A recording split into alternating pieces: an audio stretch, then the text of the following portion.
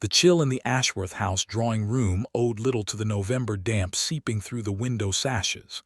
Eleanor, Duchess of Ashworth, sat near the hearth with her needlework, the flame's amber glow catching the silver threads in her dark hair. Her husband, Julian, occupied a wingback chair on the opposite side of the Persian rug, his gaze fixed on the doorway as if the carved oak panels owed him an apology. They had not exchanged a dozen words since breakfast. When the footman announced Mrs. Vivienne Croft, Julian rose with an eagerness he had not shown his wife in 2 years of marriage. The widow glided in wearing sapphire silk that hugged a figure the Tun's matrons pretended to ignore. Her smile, directed at Julian, held the lazy triumph of a woman who knew exactly how far her influence reached. "Your Grace." Vivienne dipped the shallowest curtsy toward Eleanor, the gesture barely a twitch of her skirts. Then she turned her shoulder, dismissing the Duchess entirely. "Julian, you promised me a dinner worth remembering. London has been so tiresome." Eleanor's needle paused mid-stitch. She was not surprised by the slight. Vivienne had been performing small humiliations for months. What gathered her attention was the way Julian's jaw tightened, not in defense of his wife, but in calculation. "Cook has prepared a menu of 12 courses," he said, taking Vivienne's gloved hand. "But something has been lacking in our table lately, a certain common touch." Vivienne's laugh was a polished trill. "Do you mean the heavy sauces? I detest them." "I mean the preparation itself." Julian released her hand and turned, fixing Eleanor with the empty gray stare she had learned to dread. "My wife's father was a merchant who boasted that his daughter could manage a kitchen as well as any hired cook. A useful skill, wouldn't you agree? Tonight, Eleanor will prepare our meal, personally." The silence in the room condensed like frost on glass. The footman by the door went rigid. Vivienne's eyes widened with delight, then narrowed into something far uglier. Eleanor set her needlework aside and stood. Her posture did not waver. Her voice carried the clear, unhurried tones of a woman addressing a difficult child. "You wish me to dismiss the kitchen staff and cook for your guest?" "I do not wish it," Julian said. "I command it. You will present the first course within the hour. I expect the same obedience from my Duchess that I demand from every servant in this house." A hot, sharp flush tried to climb Eleanor's throat. She refused its purchase. Instead, she inclined her head, a gesture that might have been compliance, or might have been the quiet acknowledgement of a chess player watching an opponent step directly onto a trapped square. "As you wish, Your Grace." She walked toward the servant's stair without hurry. Behind her, Vivienne's whisper sliced through the tension. "Julian, she truly is as meek as a scullery maid. I cannot fathom why you married her." "Her father's fortune married her," Julian replied, his tone flat. "I simply signed the register." Eleanor heard every word. She descended the narrow stairs into the steam and clatter of the great kitchen, where Mrs. Bell, the cook, turned with a startled flush. "Your Grace, you mustn't." "Clear the benches," Eleanor said softly. "I shall need the copper pots and the herbs from the still-room, and send word to Mr. Finch, the solicitor. Tell him the hour has come." Mrs. Bell's round face paled. She had been with Eleanor's father's household before the marriage, had packed the linens when the young bride left her merchant home for a duke's coronet. She knew there was a sealed document in Mr. Finch's strongbox, a thing Eleanor's father had called his final safeguard. Eleanor tied an apron over her silk gown and reached for the flour. Her movements were unhurried, precise, as she remembered her father's voice in the sunny kitchens of her childhood. "A wise woman learns to cook, my dear, not because she must serve, but because she must survive. If ever you are forced to serve, know that my hand will still protect you from the grave." She sliced butter into flour with quick flicks of her wrists, her mind already at the great ball Julian had announced for the following week, an event meant to crown Vivienne as the true mistress of Ashworth House. The Duke did not know that every dish his wife prepared tonight was seasoning a far larger feast of reckoning. 2 hours later, Alina ascended the main staircase carrying a silver tray. Her brow held the faint sheen of honest labor, a sight that made Vivienne's smile stretch wide as the Duchess set a pheasant pie upon the table. The crust gleamed golden, the gravy within releasing a fragrance of rosemary and wine. Julian's knife paused above the dish. He looked at his wife, really looked, and found something in her steady gaze that unsettled him. It was not anger. It was the patient stillness of a falcon waiting for the hood to slip. "You may withdraw," he said, his voice harsher than he intended. Alina curtsied with the exact depth required of a duchess leaving her husband's table and walked out. Behind the closed dining room door, she heard the clink of silver and Vivienne's bright, poisonous laughter. In the corridor, her lady's maid, Hannah, pressed a folded letter into her hand. The seal bore the mark of Finch and Harrow, solicitors. Alina broke it beneath the sconce light. The words were few and brutal. "Condition precedent is satisfied. We proceed upon the public occasion." She folded the paper and looked toward the grand staircase, where a portrait of her father hung in gilded oak. A merchant's broad face, a merchant's knowing eyes. The Duke of Ashworth had forced his wife to cook for his mistress. He had no idea what dish she was truly preparing. Part 2. The dining room grew close with candle smoke and the heavy perfume Vivienne favored. Alina served the last remove, a syllabub whipped to a cloud, and retreated without a flicker of emotion. Julian carved the pheasant with relish, his attention wholly on the woman across the table who traced the rim of her wine glass and spoke of the entertainment she intended to host at Ashworth House. "A Venetian breakfast in the orangery," Vivienne mused, "with musicians in barges on the ornamental lake. The Tun will speak of it for a decade." Julian nodded, but a splinter of disquiet lodged beneath his ribs. Alina's silence had been too complete, her submission too smooth, like the surface of deep water hiding a powerful current. He pushed the thought aside. Sentiment was for weaker men. When the meal ended, Vivienne rose and stretched her neck with feline satisfaction. "Your wife's cooking is tolerable. She might find employment if ever you discard her." "She is the daughter of a tradesman," Julian answered, "and she will remain wherever I place her. Come, I will show you the new conservatory." They swept out together, leaving the wreckage of plates and glasses for the footmen. Alina heard their footsteps fade toward the east wing from her private sitting room, where Hannah was brushing the flour dust from her mistress's hair.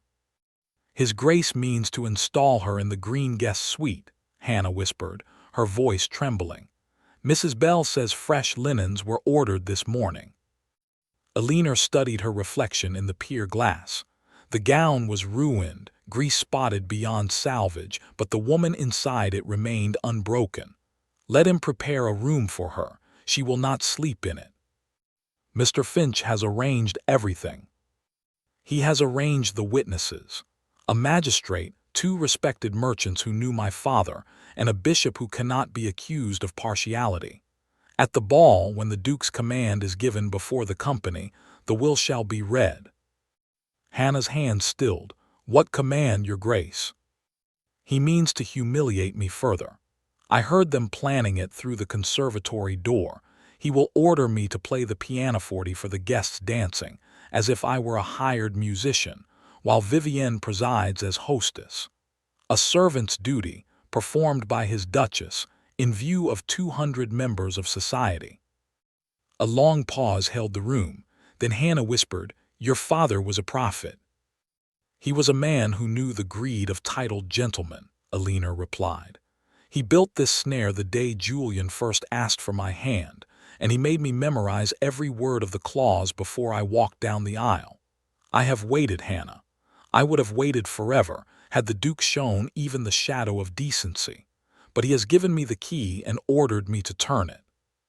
She stood and removed her apron, folding it with the deliberate care of a soldier cleaning a weapon. "Send word to Mr. Finch that the ball will serve as the moment of declaration, and fetch my gray moire from the clothes press, the one with the silver buttons. I shall need a gown that speaks of strength." not ornament. The week that followed was a study in subdued warfare. Vivienne drifted through Ashworth House rearranging furniture, dismissing footmen who displeased her, ordering china that matched her tastes. Julian watched with the lazy satisfaction of a man convinced he had bent the world to his will. Alina moved among them like a ghost, speaking when spoken to, performing her duties with the mechanical grace of a clockwork figure. The staff saw what the Duke did not. They had served Alina's father in his lifetime, and they served Alina now with a fervent, silent loyalty. Mrs. Bell caught her mistress's eye across the morning room and gave a solemn nod. The housekeeper, Mrs. Trent, polished the grand ballroom chandeliers until they blazed with a light that would illuminate far more than crystal. 3 days before the ball, Alina paused in the gallery and looked at her father's portrait. His eyes, painted with such care, seemed to follow her. Soon, she told the canvas, soon. That evening, a liveried messenger delivered a heavy parcel to her sitting room. Inside lay the original marriage settlement, bound in leather, and a fresh copy of the will provision drafted by Mr. Finch. Alina read it slowly, letting each word sink into her memory like a stone into still water. Should the Duke of Ashworth at any time compel his lawful wife Alina to perform the functions of a domestic servant, whether in private or public view, the entirety of the fortune settled upon the marriage, including the estates of Ashworth, the London residence, and all incomes deriving therefrom, shall pass immediately and irrevocably into the sole possession of the said Alina, to dispose of as she sees fit. She closed the document and pressed her palm flat against the cover. The Duke had ordered her to cook.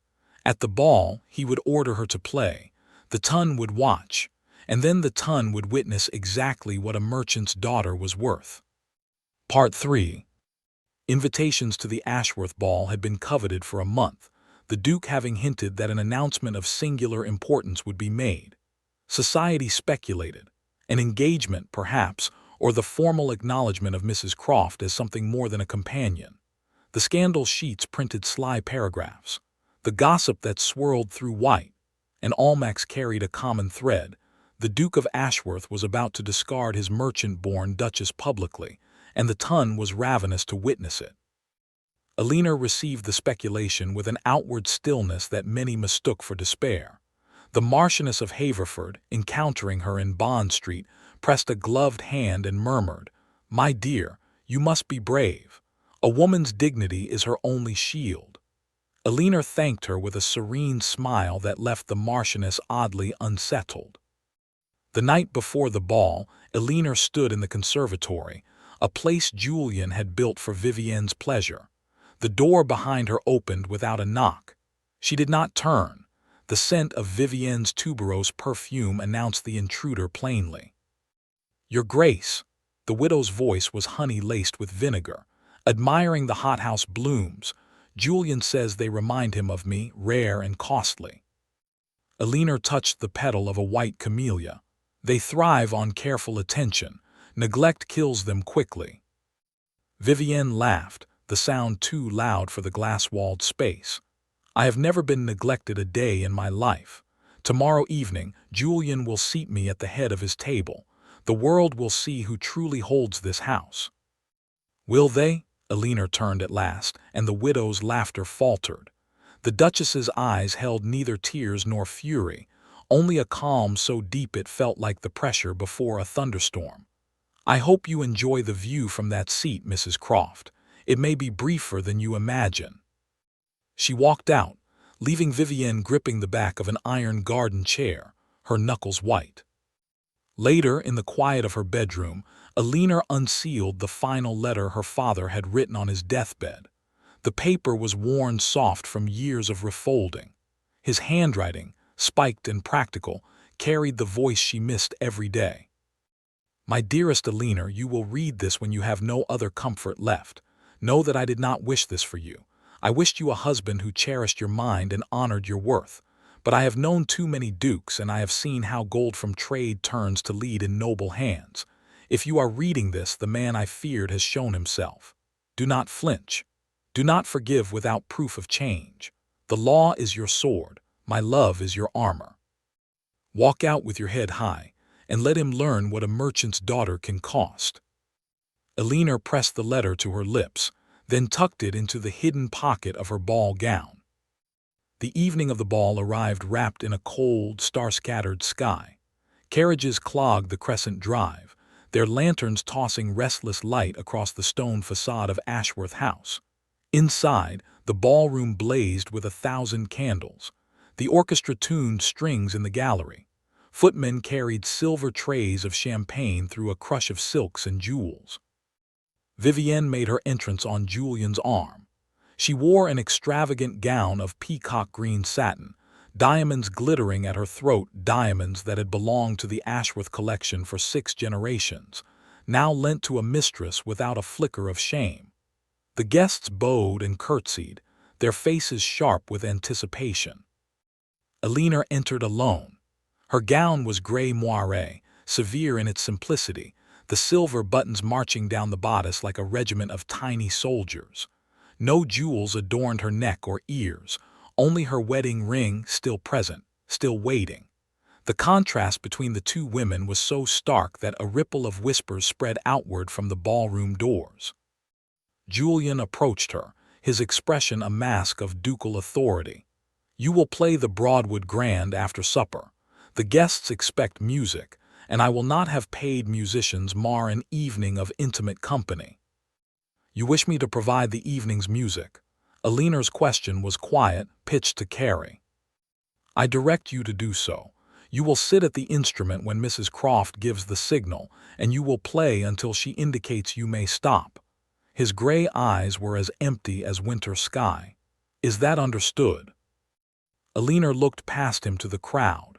To the magistrate standing near the terrace doors, a glass of lemonade untouched in his hand. To Mr. Finch, who had positioned himself beside the great marble fireplace, a leather document case pressed beneath his arm. To the bishop, engaged in quiet conversation with 2 merchants whose faces she had known since childhood. "Perfectly understood," she said. The supper hour arrived. Julian led Vivienne to the head of the long banquet table, seating her in the chair that had always belonged to the Duchess of Ashworth. Elinor stood at the foot, ignored, as footmen served the first course. Then Julian lifted his glass and rose. "My friends, I offer a toast to the lady who graces this house with beauty and charm, Mrs. Vivienne Croft." A dozen guests raised their glasses. A dozen more hesitated, their gazes flicking toward the silent Duchess. Vivienne beamed and lifted her own glass. "You are too generous, Julian. But I must say, the evening lacks one small perfection, a touch of music. Elinor, dear, the pianoforte awaits." The command, spoken with the casual arrogance of a woman who believed herself untouchable, settled over the room like a shroud. Julian's smile was thin and satisfied. The guests held their breath. Elinor did not move toward the instrument. Instead, she turned her head to Mr. Finch and gave a small, deliberate nod. The solicitor stepped forward into the candlelight, the document case now open in his hands. His voice cut through the glittering silence with the clean finality of a guillotine blade. "My lords, ladies, and gentlemen, I am Augustus Finch, solicitor to the late Mr. Edward Hargrave. I am here to execute a provision of his last will and testament, the contents of which are to be made public at the moment of their activation. That moment has arrived." Julian's glass descended slowly. "What nonsense is this? Finch, you have no business interrupting." "Your Grace, the business is entirely yours." Mr. Finch unfolded a heavy parchment. The clause reads as follows: "Should my son-in-law, Julian St. Clair, Duke of Ashworth, at any time compel my daughter Elinor to perform the duties of a domestic servant, whether in the kitchen, in the music room, or in any act of public subjugation, the entire fortune settled upon the marriage, including all Ashworth estates, properties, incomes, and holdings, shall pass immediately, wholly, and irrevocably into the sole ownership and control of my daughter." Furthermore, the marriage may be dissolved at her sole discretion, with full restitution of her dowry and all accrued rights. The words fell into absolute stillness. Vivienne's face had bleached to the color of old chalk. Julian stood frozen, his features cycling through disbelief, fury, and a dawning horror that hollowed his aristocratic mask to something raw and unguarded. "You cannot be serious," he breathed. "This is a jest. Elinor, tell them." Elinor did not look at him. She looked at the assembled ton, her voice steady as cut stone.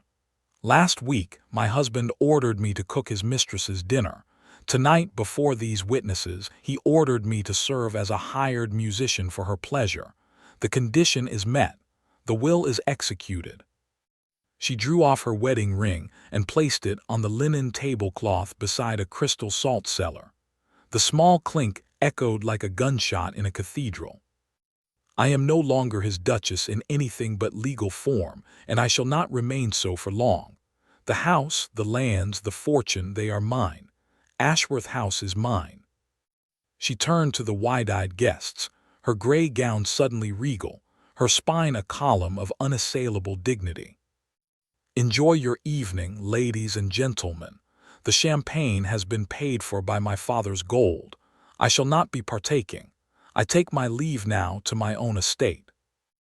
And she walked out of the ballroom, leaving the Duke of Ashworth standing in the ruin of his world, while the ton watched and remembered and would never forget. Part 4. For 6 seconds after the Duchess vanished through the great doors, no one breathed. Then the ballroom dissolved into a tidal roar of voices. Ladies clutched their escorts' arms. Gentlemen jostled to catch a final glimpse of Elinor's retreating figure. The magistrate stepped forward and accepted the parchment from Mr. Finch, his expression a grim blend of duty and private satisfaction. Julian did not hear the noise. His ears were filled with a rushing sound, the roar of his own blood. He stared at the wedding ring lying beside the salt cellar, a thin gold circle that suddenly outweighed every title, every acre, every sovereign he had ever commanded. "Julian," Vivienne hissed, "do something. Demand they stop this farce." He turned to her, and Vivienne stumbled back a pace. The mask of the urbane aristocrat had cracked clean through. Beneath it was a man seeing his own reflection for the first time and recoiling. "You," he said, the single syllable landed like a blow. "You told me to humiliate her.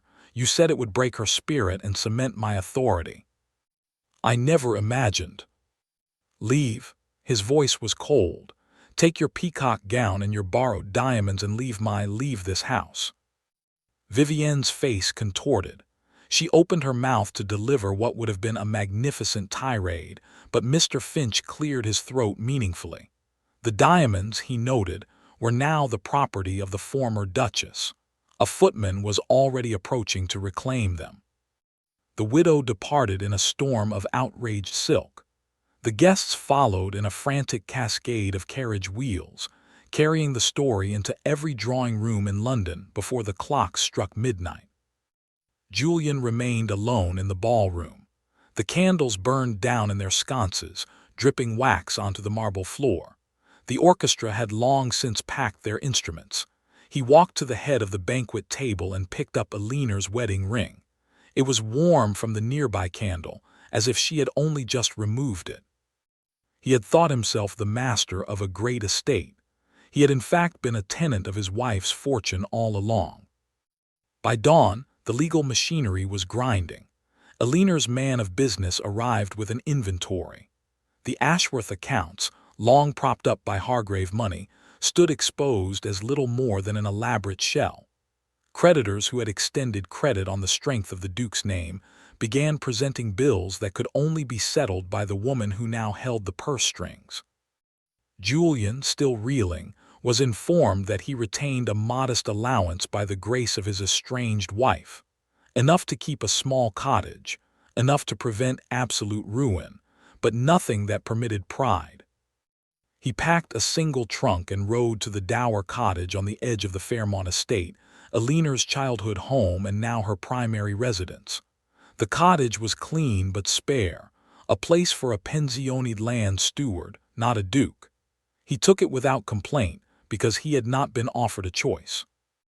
Elinor settled into Fairmont with the quiet industry of a woman rediscovering herself. The manor was a comfortable, sunlit house surrounded by orchards and tenant farms. She rose early, walked the fields with the steward, reviewed ledgers, and began investing in improvements that had been neglected for a generation. The tenants, wary at first, soon discovered that their new landlady listened more carefully than any landowner in memory. Mr. Thomas Ashby, a gentleman farmer from the neighboring property, began calling on Thursday afternoons. He was a widower with kind eyes and a gentle manner, and he spoke to Elinor about crop rotations and livestock without a trace of condescension. She found herself looking forward to his visits, to the undemanding companionship of a man who expected nothing from her but her opinions. The county buzzed with curiosity. A duchess living alone, managing her own affairs, receiving a bachelor caller. It was unconventional, but the Hargrave fortune insulated her from most censure. Besides, the story of the Ashworth ball had traveled far, and public sympathy lay firmly with the wronged wife. Julian saw Mr. Ashby's chestnut mare tethered at the gate one afternoon as he trudged back from the orchards. He had taken work as a common laborer, pruning trees, mending fences, hauling water. His hands, once soft and manicured, were now calloused and split. His back ached. His clothes were rough-spun and stained. He stopped on the lane and watched the gentleman farmer emerge from the manor door, laughing at something Elinor had said. She stood in the doorway, a shawl around her shoulders, her face alight with a quiet pleasure Julian had not seen since the earliest days of their courtship. A courtship he now understood he had performed like a transaction, never as a true proposal of the heart. Something cracked open inside him, a door he had kept bolted for years. He had married her for her money, despised her for the very dependence he had forced upon her, and punished her for a shame that was entirely his own. The clarity was a blade. He turned away and walked back to his cottage. In the cramped kitchen, he sat at the rough table and wrote the first of many letters he would never receive an answer to. Part 5. Autumn blanched into winter, and winter softened into an early spring that painted the Fairmont orchards with blossom. Elinor's life had acquired a rhythm that felt almost like peace. She had turned the east wing of the manor into a schoolroom for tenant children. She sponsored a village midwife. She attended the assembly rooms in the market town and danced with Mr. Ashby, who never once presumed to lead when she preferred to converse. Yet the letters kept arriving not from Julian but about him. Mr. Finch forwarded reports. The former Duke had not fled to the continent, had not attempted to contest the will, had not drowned himself in brandy or blame. He had stayed in the cottage, worked the land, and paid his debts with labor when coin was short. The villagers, initially hostile, had begun to speak of him with puzzled respect. The mad Duke who pruned trees and mended roofs and asked no favors of anyone. Elinor read these reports with a complex knot of emotion she chose not to examine. She had one. She had walked out with her head high, just as her father had instructed. She owed the man nothing. And yet, on a morning of pale sunlight and robin song, Mr. Finch arrived with a formal request. The Duke of Ashworth, the title remained his, though the estates did not petition for an audience. He sought no financial consideration, no legal concession. He wished, the solicitor relayed with visible bemusement, simply to apologize. He has made this request 3 times previously, Mr. Finch added, adjusting his spectacles. I took the liberty of refusing on your behalf, as instructed, but his language has become rather compelling. Elinor walked to the window and looked out at the orchard. Somewhere beyond those trees, a man who had once commanded her to cook for his mistress was asking permission merely to say he was sorry. She thought of her father's letter, "Do not forgive without proof of change." "Arrange it," she said. "The back garden, 3 o'clock. I will grant him 10 minutes." Promptly at 3, Julian walked up the garden path. Elinor watched him approach from the stone bench beneath the old oak. She nearly did not recognize him. The tailored coats and gleaming boots were gone, replaced by a plain linen shirt, a rough jacket, and worn leather shoes that had been resoled more than once. His face was thinner, the skin browned by sun and wind, and the arrogant set of his mouth had been replaced by something quieter. He stopped several feet from the bench and bowed, not the shallow, dismissive bow of a duke, but a deep inclination that a student might offer a revered teacher. "Thank you for seeing me," he said. "You have 10 minutes." Her voice was perfectly level, though her pulse had quickened in ways she resented. Julian nodded. He did not sit, did not try to close the distance.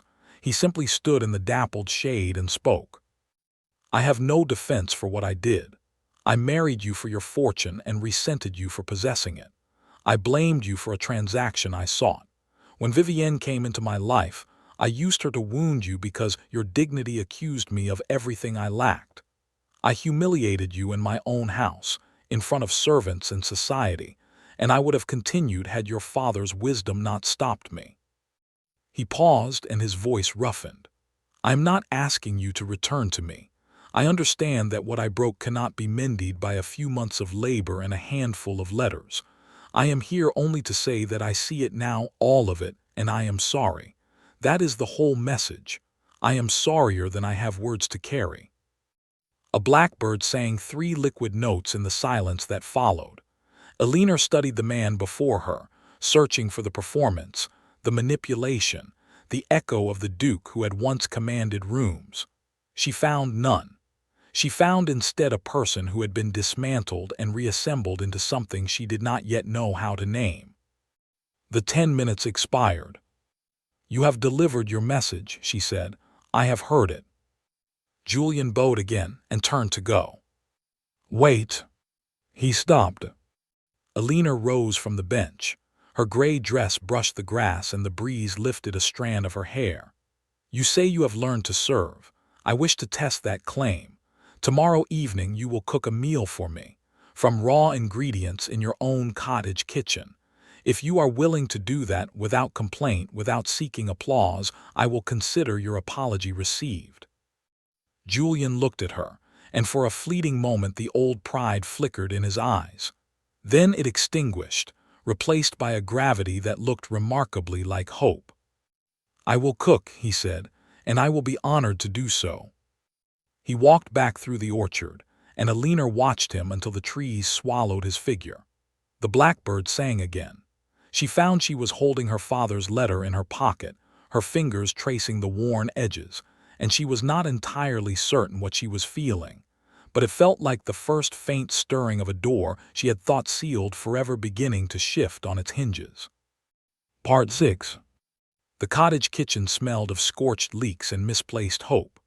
Julian stood at the deal table, sleeves rolled to the elbow, surveying a battlefield of vegetable peelings, a lopsided loaf of bread, and a pot of soup that had boiled over once already. His fingers, now capable of pruning an orchard without a single mise-cut, were clumsy with a paring knife, and the clock on the mantel was devouring minutes with an appetite that bordered on malice. He had bought the ingredients at the village market that morning, spending coins he had earned himself. A scrawny chicken, carrots, onions, a knob of butter wrapped in wax paper. The stallholder, a weathered woman who had once curtsied to him as "Your Grace," had stared at his rough jacket and reddened hands and said, "You're that duke what wronged Mrs. Elinor." He had met her eyes and replied, "Yes, I am trying to make amends." She had weighed his coins without a word, but she had added an extra sprig of thyme to his parcel as he turned away.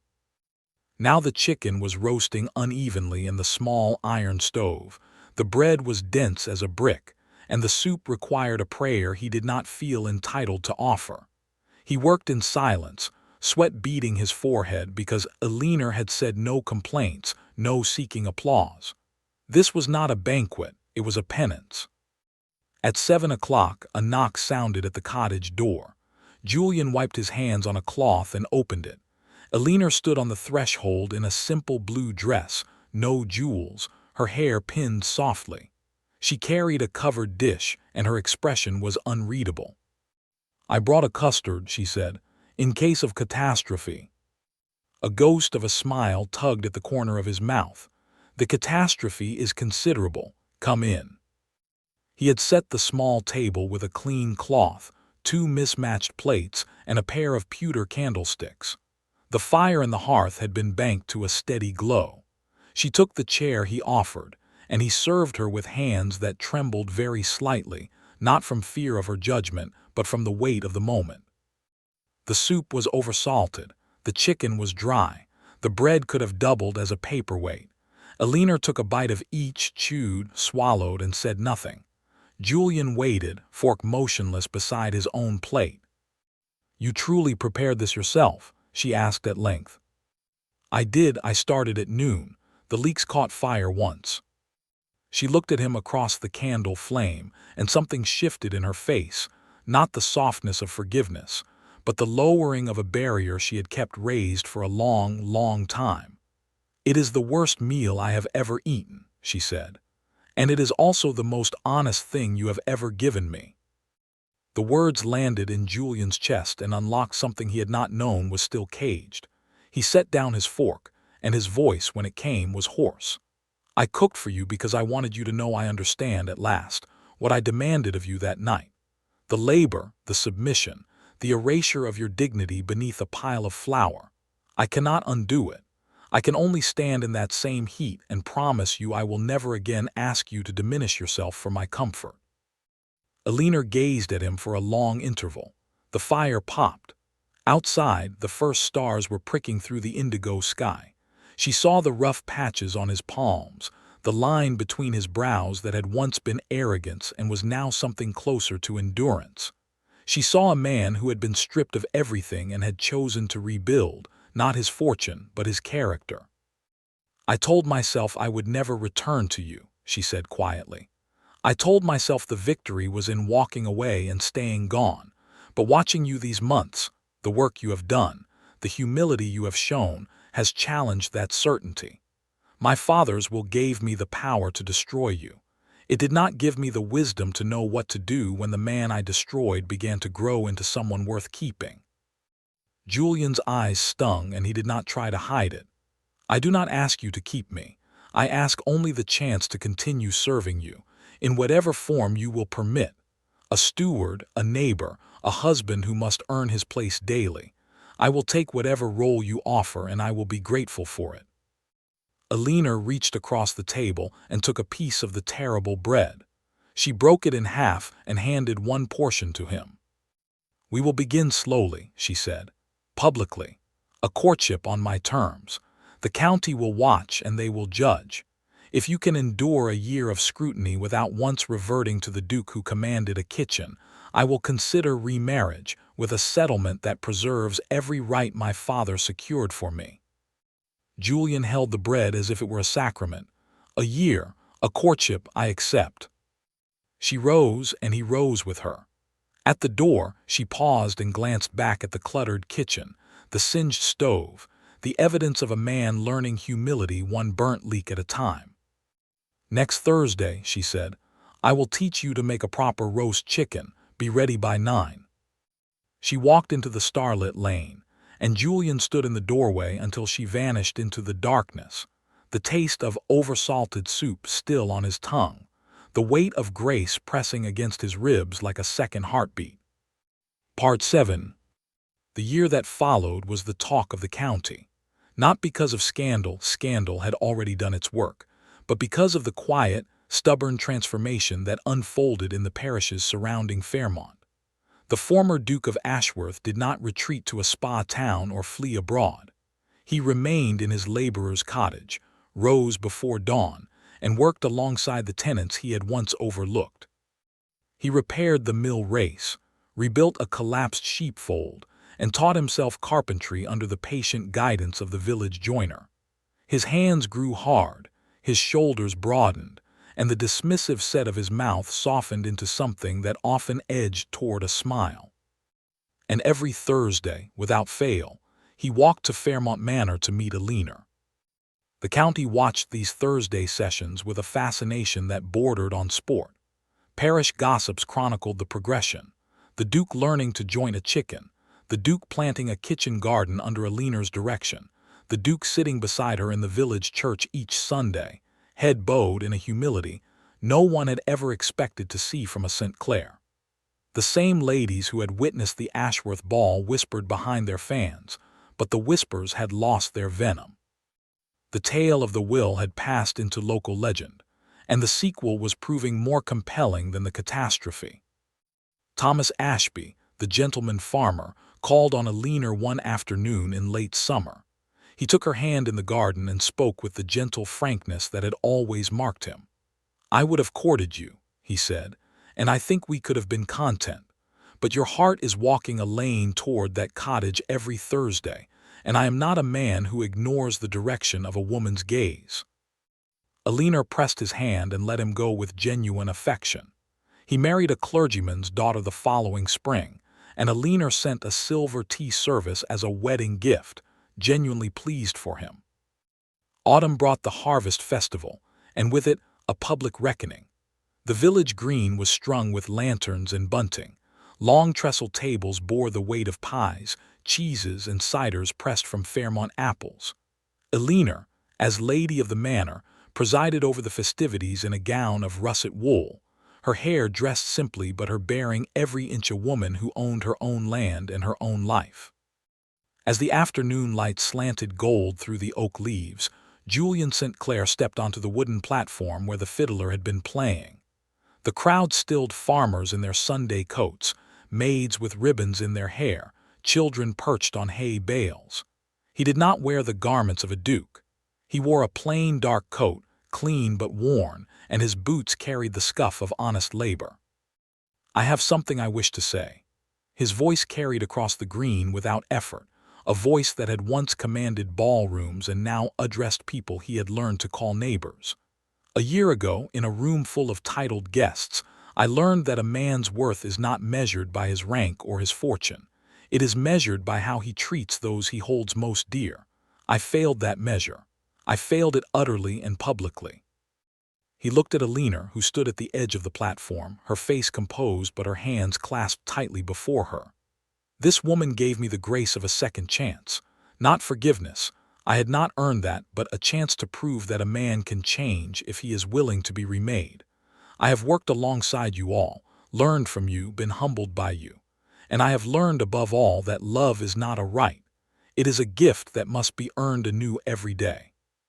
He descended the platform and crossed to where Alina stood. The crowd parted, creating a corridor of hushed expectation. He stopped before her and went down on one knee in the trampled grass. "Alina Hargrave," he said, using the name her father had given her, the name that now held more power than any title, "I have no estates to offer you, for they are already yours. I have no fortune to bestow, for it was always yours. All I can offer is a lifetime of service, a heart that has learned its lesson, and a love that asks nothing except the privilege of standing beside you.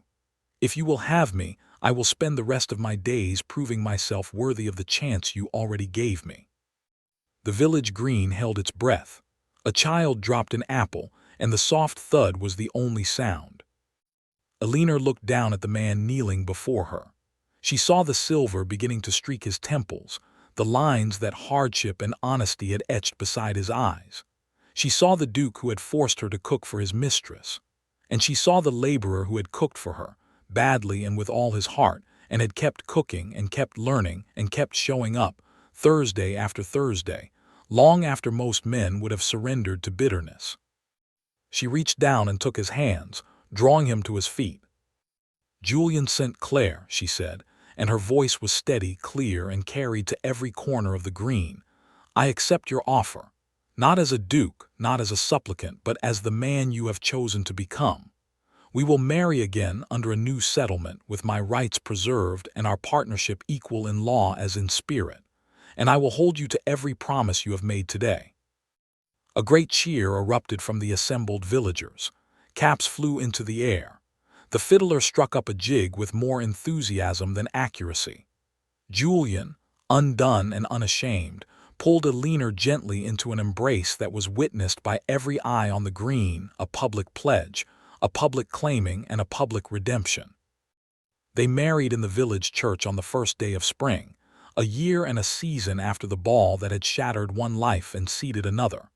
The bishop who had witnessed the will reading performed the ceremony. Mr. Finch, the solicitor, wept discreetly into a handkerchief. The stallholder who had given Julian the extra time attended with her grandchildren.